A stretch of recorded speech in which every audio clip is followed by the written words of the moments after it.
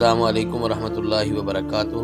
انعام القرآن ٹرسٹ پاکستان بھر میں تعلیم قرآن عام کرنے کے لیے قرآن پاک سے متعلق ہر قسم کی چیز مفت فراہم کر رہا ہے۔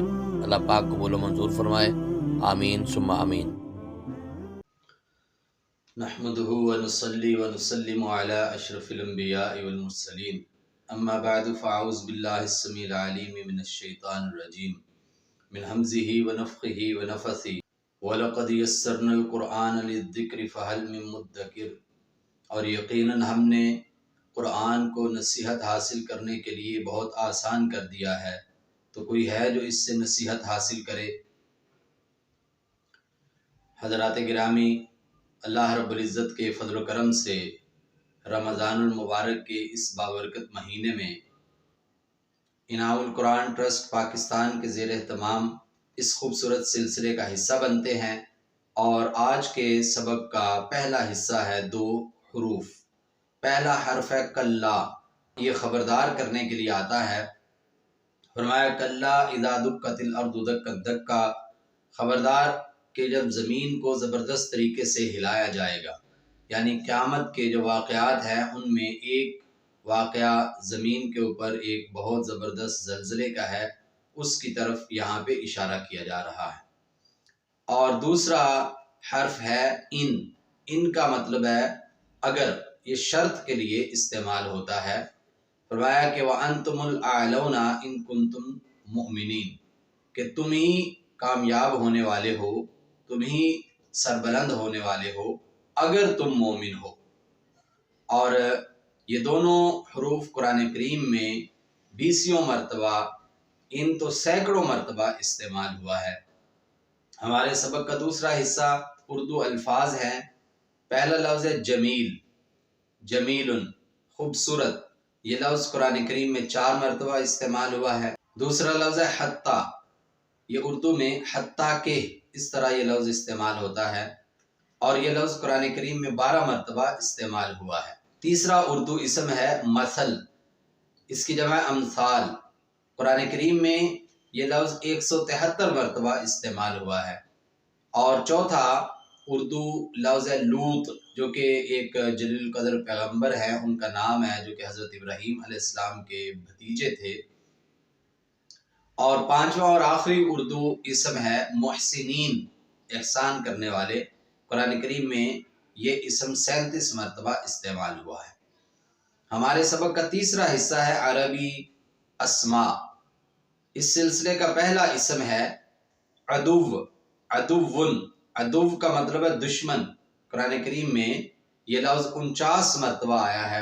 ارشاد باری تعالی ہے ان الشیطان للانسان عدو مبین، بے شک شیطان انسان کا واضح دشمن ہے۔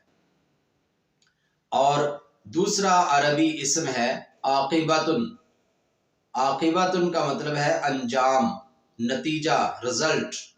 قرآن کریم میں یہ لفظ 32 مرتبہ استعمال ہوا ہے۔ وَلِلَّهِ عَاقِبَةُ الْأُمُورِ، تمام کاموں کا نتیجہ اللہ کے ہاں ہے۔ اور تیسرا عربی اسم ہے غیر، غیر لفظ اگرچہ اردو میں بھی استعمال ہوتا ہے اجنبی کے لیے، ان لوگوں کے لیے جو ہمارے رشتہ دار نہیں ہیں، جن سے ہمارا تعلق نہیں ہے، لیکن عربی میں یہ لفظ سوائے، علاوہ کے معنی میں استعمال ہوتا ہے، اس لیے اسے الگ سے عربی اسماء میں شامل کیا ہے۔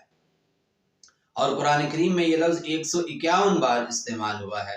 سورہ فاتحہ کے آخر میں ہے غیر المغضوب علیہم ولا الضالین، کہ ان لوگوں کے علاوہ، ان لوگوں کے سوا، یعنی یہ بات ہو رہی ہے کہ اللہ ہمیں سیدھا راستہ دکھا، اور پھر سیدھے راستے کی تفصیلات یہ ہیں کہ یہ ان لوگوں کا راستہ ہے جن پہ اللہ نے انعام کیا ہے، اور ان لوگوں کا نہیں ہے، ان لوگوں کے سوا ہے کہ جن پہ اللہ کا غضب ہوا، اللہ جن سے ناراض ہوئے، اور وہ لوگ کہ جو گمراہ ہوئے۔ حضرات گرامی، چوتھا عربی اسم ہے قلب، قلوب اس کی جمع ہے، اور اس کا مطلب ہے دل۔ قرآن کریم میں یہ لفظ 132 مرتبہ استعمال ہوا ہے۔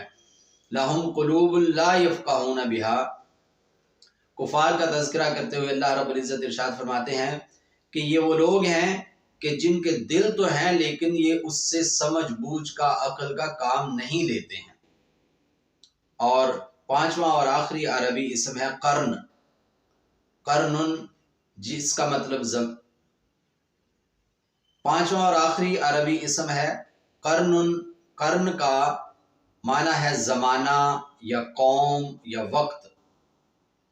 ارشاد ربانی ہے کم اہلکنا من قبلہم من قرن، کہ جب اللہ رب العزت کفار کو یہ بتا رہے ہیں کہ نبی کریم صلی اللہ علیہ وآلہ وسلم پر ایمان نہ لانے کے کیا نتائج ہو سکتے ہیں، اور جن لوگوں نے اللہ کے پیغام کو، اللہ کی وحی کو، اللہ کے احکامات کو نظر انداز کیا تو پرانے زمانوں میں ان کے ساتھ کیا سلوک ہوئے۔ اللہ فرماتے ہیں کہ کتنے ہی لوگ تھے، کتنی ہی قومیں تھی کہ جن کو ان سے پہلے اللہ نے ہلاک کر دیا۔ اور قرن کا لفظ قرآن کریم میں 23 مرتبہ استعمال ہوا ہے۔ حضرات گرامی، ہمارے سبق کا آخری حصہ ہے عربی افعال، اور اس سلسلے کا پہلا فعل ہے مکرہ۔ مکروا و مکر اللہ واللہ خیر الماکرین، کہ ان لوگوں نے چال چلی، سازش کی، تدبیر اختیار کی، اور اللہ نے بھی اپنی تدبیر اختیار کی، اور اللہ بہتر تدبیر کرنے والے ہیں۔ اور یہ مکرہ کا لفظ قرآن کریم میں 43 مرتبہ 43 ٹائمز استعمال ہوا ہے۔ حضرات گرامی، دوسرا فعل ہے نصرہ، جو کہ قرآن کریم میں 158 بار آیا ہے۔ وَلَقَدْ نَصَرَكُمُ اللَّهُ بِبَدْرٍ، اور یقیناً اللہ رب العزت نے میدان بدر میں آپ کی مدد فرمائی تھی۔ نصرہ کا مطلب ہے مدد کرنا۔ اور تیسرا عربی فعل ہے نظرہ، نظر، دیکھنا۔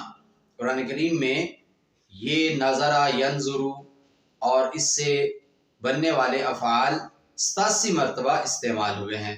ارشاد باری تعالی ہے فَانظُرُوا كَيْفَ كَانَ عَاقِبَةُ الْمُكَذِّبِينَ، تو دیکھو کہ جھٹلانے والوں کا انجام کیسا ہوا۔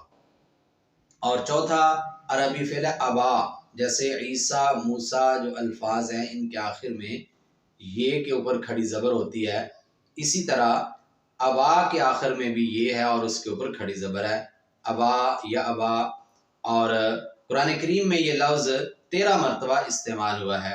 فَسَجَدُوا إِلَّا إِبْلِيسَ أَبَا، جب اللہ رب العزت نے حضرت آدم علیہ السلام کو سجدہ کرنے کا حکم دیا تو سب نے سجدہ کیا سوائے ابلیس کے کہ اس نے انکار کر دیا۔ ابا کا مطلب ہے انکار کرنا، نافرمانی کرنا۔ اور ہمارے سبق کا پانچواں اور آخری فعل ہے بعثہ۔ بعثہ کا مطلب ہے اٹھانا، دوبارہ زندہ کرنا، اور مبعوث کرنا یعنی کسی کو پیغمبر بنا کے بھیجنا کے معنی میں بھی یہ لفظ استعمال ہوا ہے قرآن کریم میں۔ اور یہ فعل بعثہ یبعث قرآن کریم میں 67 بار 67 ٹائمز استعمال ہوا ہے۔ اللہ رب العزت ارشاد فرماتے ہیں وَأَنَّ اللَّهَ يَبْعَثُ مَن فِي الْقُبُورِ، اور یہ بات بھی ہے کہ بے شک اللہ رب العزت ان تمام لوگوں کو دوبارہ زندہ کریں گے جو کہ قبروں میں پہنچ چکے ہیں۔ حضرات گرامی، آج کے مختصر سے سبق کے ذریعے ہم نے قرآن کریم کے 1008 الفاظ کا معنی و مفہوم سیکھا ہے۔ اللہ تعالی ہمیں اسی طرح قرآن فہمی کے اس خوبصورت سلسلے سے جڑے رہنے کی توفیق عطا فرمائے۔ وما علینا الا البلاغ المبین۔